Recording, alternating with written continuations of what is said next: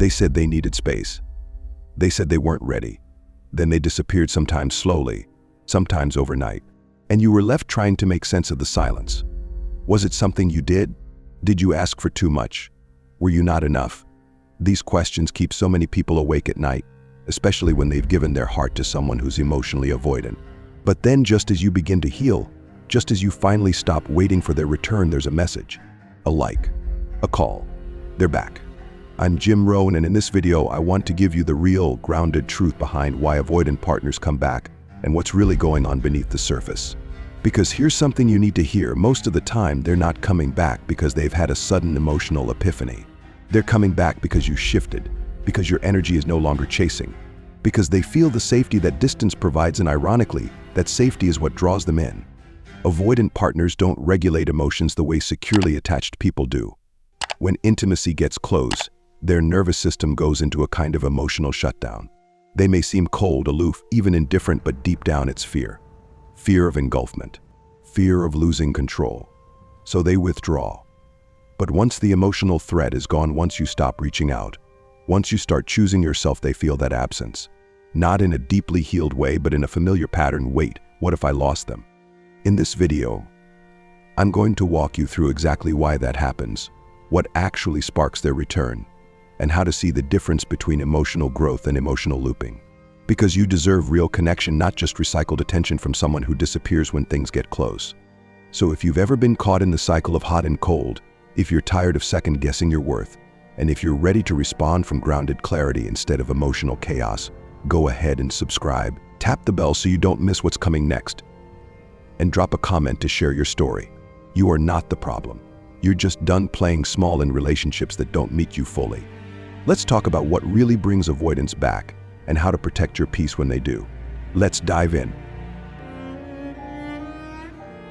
Let's start with the root of the avoidant dynamic, because until you understand why they pull away, it's easy to think it's about you. But it's not. Avoidantly attached individuals are often shaped in childhood by emotionally inconsistent, unavailable, or even critical environments. They may have grown up with caregivers who weren't attuned to their emotional needs, who were present one moment, distant the next. As a result, they learned early on that vulnerability wasn't safe. So to protect themselves, they began building walls instead of bridges. Over time, this coping mechanism becomes part of their personality. They associate closeness with chaos, or worse, loss of control. So when they start to genuinely care for someone, when intimacy becomes real, their system doesn't register it as comfort. It registers it as risk. Not because you did anything wrong, but because closeness wakes up something old in them, something that says, if I let you in too far, I might lose myself.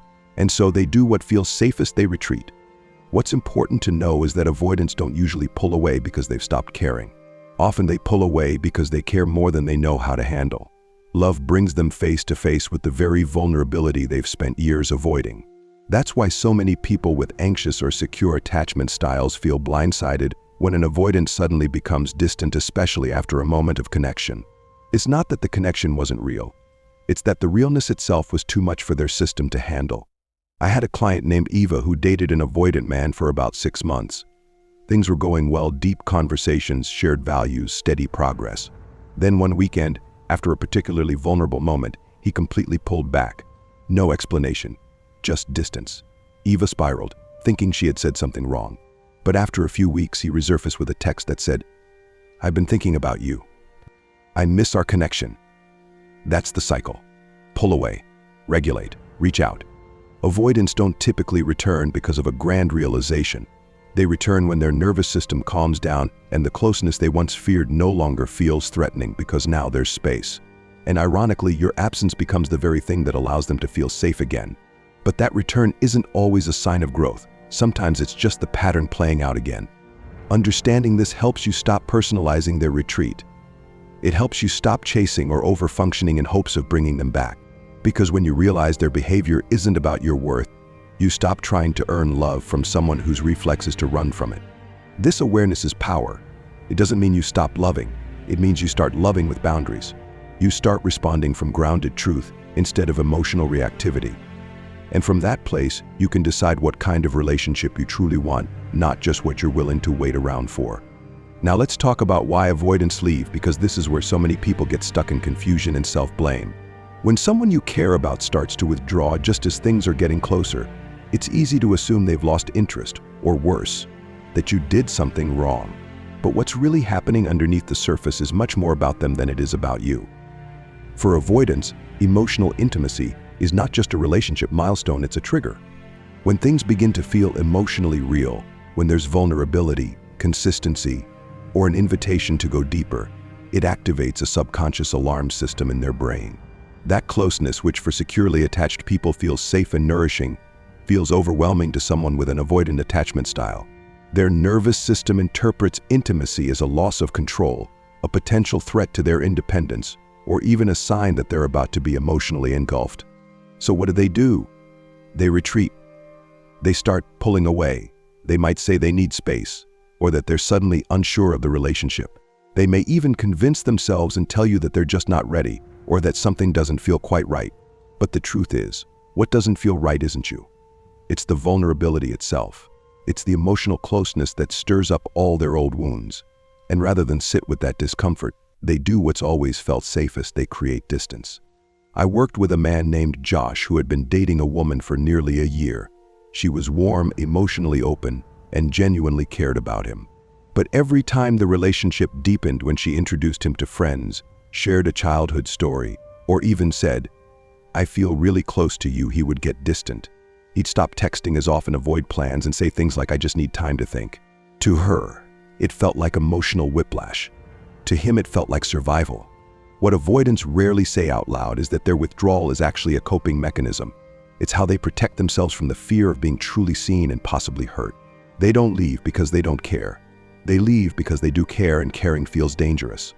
When you understand this, you stop taking their distancing as proof that you're too much or not enough. You stop personalizing their fear. And instead of chasing them or shrinking yourself to stay connected, you can step back with clarity. You can say, "I see what's happening here, and I'm not here to prove I'm safe. I'm here to choose what's healthy." Because the truth is, you don't have to make yourself smaller for someone who's afraid of closeness. You just need to recognize the pattern, protect your peace, and let your grounded presence speak louder than your fear. That's where your power is. Now, let's get to the part that really confuses people: why avoidants come back, because it can feel so contradictory. They pull away when things get close, they create space, sometimes even break up with you entirely. And then weeks or months later, there's a message, a like on your photo, a "how have you been?" That seems to come out of nowhere. And you're left wondering, why now? Here's the truth. Avoidants don't usually come back because they've had a massive breakthrough or suddenly realized how deeply they love you. More often, they come back because enough time and distance has passed that their nervous system finally feels safe again. The emotional overwhelm that made them pull away in the first place has faded. And in its place, something else kicks in: selective memory. See, the avoidant brain has a way of filtering experiences in hindsight. When they're emotionally flooded, all they feel is pressure, closeness, risk. But once that flood subsides, their memory becomes more nostalgic. They begin to recall the warmth of your presence, the stability you offered, the care they once resisted. They forget how emotionally activated they felt, and instead, they remember the comfort, the way you made them feel seen without demanding too much, the way you held space they didn't know how to hold for themselves. But that's not all. Often, what really triggers an avoidance return is the subtle shift in your energy. When they sense that you've stopped waiting, that you're no longer emotionally available in the same way it can activate their attachment system. It's a loss of emotional control. And that loss brings up fear. Not always fear of losing you as a person, but fear of losing the emotional stability and safety you once provided. That's why so many people experience avoidance resurfacing after they've finally moved on. It's not magic. It's their nervous system sensing that you're no longer a guaranteed emotional anchor. And suddenly, the one thing they were avoiding, emotional closeness, starts to feel like something they need to pull back in. A client of mine, Melissa, experienced this exact thing. Her avoidant ex had broken things off, claiming he wasn't ready for something serious. She took time to heal, pulled her energy back, and began living her life again. 2 months later, there he was messaging her, saying he missed her peace, that he couldn't stop thinking about her. But nothing had changed on his end emotionally. He just felt the shift in her availability, and wanted to regain a sense of connection and control. This is why it's so important not to interpret an avoidance return as proof of growth. Sometimes it's just a loop, a reflex, a reactivation of fear, not necessarily love. And unless something has genuinely changed, unless they've done the inner work, it's likely the same cycle will repeat. Connection, overwhelm, withdrawal, return. So when they do come back, ask yourself, do I feel emotionally safe here? Do I feel seen, valued, consistent connection, or just temporary attention? You're allowed to pause. You're allowed to require more than proximity. You're allowed to say, if you're back, come back differently. This brings us to what's known as the push-pull cycle, one of the most common patterns in anxious avoidant relationships. It's that emotional roller coaster where just as things are feeling connected, the avoidant starts to pull back. Then, after a period of space, sometimes days, sometimes weeks, they come back around, acting like nothing happened. You reconnect, things seem okay again, and then the pattern repeats. Intimacy leads to fear, fear leads to withdrawal, withdrawal leads to missing you, and missing you leads to return. Avoidants don't usually do this intentionally. In their mind, they're following what feels safe in the moment. When the relationship starts to feel too close, their nervous system becomes dysregulated. They feel the pressure to show up emotionally, something they were never taught how to do. So they withdraw to regain internal balance. But once the space sets in, their nervous system calms, and they start to feel safe enough to reach back out. And for many of you on the receiving end, especially if you lean anxious, it feels like whiplash. Like you're constantly the one chasing, repairing, holding it together. You're not imagining it. This cycle isn't about a lack of love. It's about unhealed patterns playing out over and over again. If nothing changes, if the fear of intimacy isn't addressed, if boundaries aren't set, if clarity isn't brought into the dynamic, this cycle will keep repeating. You'll keep confusing reconnection for progress when really it's just the same loop playing out again. Recognizing the push-pull pattern is the first step toward breaking it. Because once you see it clearly, you can choose something different, not just for them, but for you. When you're in a relationship with someone who has avoidant tendencies, your role as the other partner becomes incredibly important, not because it's your job to fix them, but because how you respond to their patterns can either feed the cycle or start to shift it. Most people, especially those with anxious or secure attachment styles, tend to misinterpret avoidant withdrawal as personal rejection. And understandably so. When someone you care about goes quiet, pulls away, or becomes emotionally distant, it's natural to assume you've done something wrong. You start questioning your words, your actions, even your worth. But here's what you need to understand. Avoidant withdrawal is almost never about you. It's about their internal regulation system trying to regain control.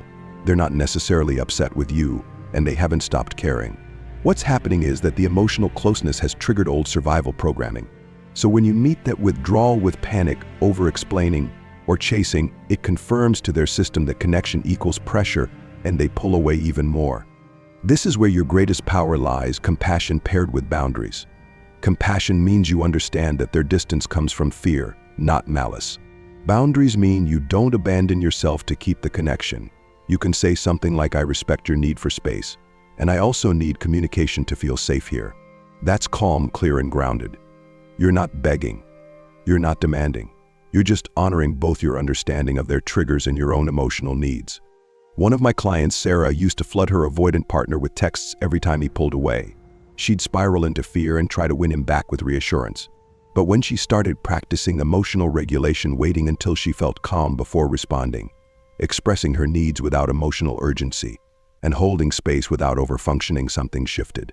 He started staying present longer. He even began initiating more conversations. It wasn't magic. It was her energy changing the pattern. That's why your role matters so much. Not because it's your responsibility to manage their healing, but because when you stop reacting and start responding, you stop playing into the emotional script they expect. Avoidants are used to others chasing. When you stop doing that and instead show up with soft boundaries and a calm sense of self, they don't feel trapped, they feel curious. They start to wonder, why isn't this person pressuring me? Why do I feel safer here than I usually do? And that's where the real possibility for connection begins. Not by fixing them, not by performing, but by being someone who gets it and still chooses themselves. Remember, healthy love doesn't ask you to deny your needs. It invites both people to grow. And when you can hold compassion without collapsing your boundaries, you become the mirror they never knew they needed. Let's wrap this up with the clarity you deserve. The return of an avoidant partner can stir up so many emotions: hope, confusion, longing, even self-doubt. And while it's tempting to see their reappearance as a breakthrough or sign that they've finally come around, the truth is often more layered. As we explored in this video, their return is usually less about transformation and more about regulation. The emotional space allowed their nervous system to calm down, their selective memory to soften the discomfort, and your absence to trigger a sense of loss or lack of control. That doesn't mean they're bad. It means they're human doing the best they can with an attachment style that makes closeness feel risky and vulnerability feel unsafe. But it also means you get to step out of the cycle. You don't have to mistake nostalgia for change or a text message for emotional maturity. We talked about the roots of avoidant behavior, why they leave when things get close, and why they return just when you've started to move on. We unpacked the emotional push-pull dynamic, how their system reactivates in your absence, and most importantly, how your response matters. When you show up with calm clarity, when you hold boundaries without anger, when you say, "I see the pattern and I choose peace over confusion," you take your power back. And that's where transformation really begins. Here's your closing reminder: you don't need to chase closure. You don't need to prove your worth. If they return, let them meet your new standard: clarity, consistency, emotional accountability. If they can't rise to it, you haven't lost anything, you've preserved your peace.